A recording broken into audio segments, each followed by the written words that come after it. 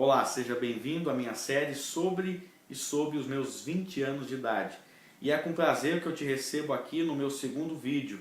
E agora, nesse momento, eu vou falar sobre leituras e de como a leitura influenciou a minha vida durante esses 20 anos. E para falar sobre livros, o primeiro que eu quero citar para vocês é Anjos e Demônios, sem dúvida nenhuma. E o tempo para falar de Anjos e Demônios é mais do que oportuno, principalmente pela recente notícia de que o Papa irá renunciar, que o Papa Bento XVI irá renunciar. Esse livro Anjos e Demônios foi escrito pelo americano Dan Brown, que é o mesmo ator de O Código da Vinci. E nesse livro Anjos e Demônios fala-se bastante de uma fictícia transição de um papado, de um papa que faleceu e de uma escolha nova que será feita para se escolher um novo sumo pontífice. E muitos termos técnicos que são usados atualmente pela mídia, como por exemplo conclave, como por exemplo camerlengo, são utilizados aqui nesse livro do Dan Brown.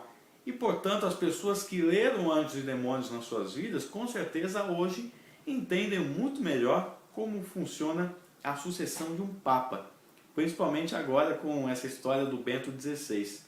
Portanto, essa experiência que nós temos com leituras, principalmente eu como pessoa jovem, jornalista, que está estudando para ser um jornalista, é muito importante.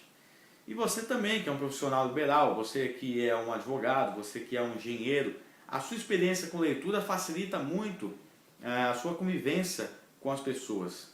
Você, sem dúvida nenhuma, terá muito mais firmeza em fazer certos tipos de argumentação.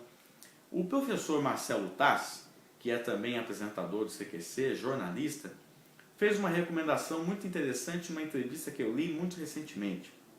Você profissional que quer se diferenciar, a sua diferenciação está na leitura de bons livros. Então comece a fazer o seguinte: escolha 10 livros e comece a ler cada um deles. Comece escolhendo 10 livros pelo seu prazer. Não, por exemplo, não escolha um livro técnico. Não, eu vou ler Maquiavel, vou ler O Príncipe. Será que você vai ter prazer em ler Maquiavel, O Príncipe? Eu creio que não. Então comece a escolher livros que te dão prazer, e isso vai despertando o seu gosto pela leitura, como foi o meu caso. Os primeiros livros que eu li foi de Agatha Christie, foi de Sherlock Holmes, do Sir Arthur Conan Doyle, que foram os livros que eu comecei a ler e que me despertaram e que me fizeram ler livros mais complicados, como é, por exemplo, A República de Platão. Eu só consegui chegar a ler A República de Platão porque eu comecei a ler livros mais simples. Na verdade, o que me fez chegar a ler A República de Platão foi o início. Iniciar com leituras mais leves, mais tranquilas, mais fáceis. E eu recebi, inclusive, o incentivo dos meus pais para ler o Gibi da Mônica.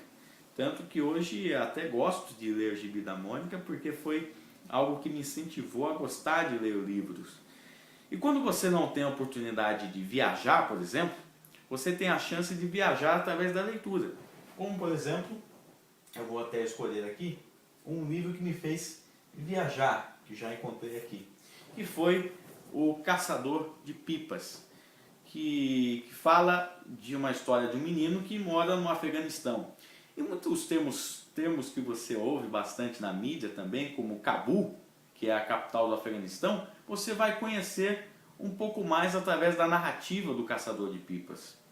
Entender um pouco o Afeganistão do ponto de vista humano é muito importante, porque a gente só ouve no noticiário informações de guerra sobre o Afeganistão, sobre tropas que estão lutando no Afeganistão. E não se ouve a voz dessas pessoas, não se ouve o ponto de vista humano de quem é afegão. E esse livro trouxe um pouco dessa visão das pessoas que moram e residem no Afeganistão. E eu, por exemplo, já posso dizer que visitei o Afeganistão através da leitura deste livro.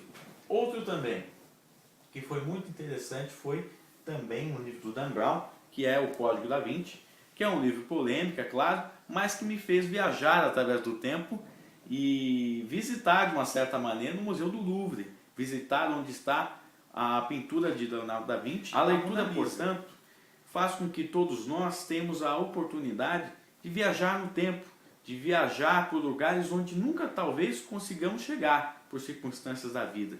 E eu agradeço muito a esses todos os autores que fizeram com que eu pudesse viajar na minha vida, com que eu pudesse viajar além do meu tempo.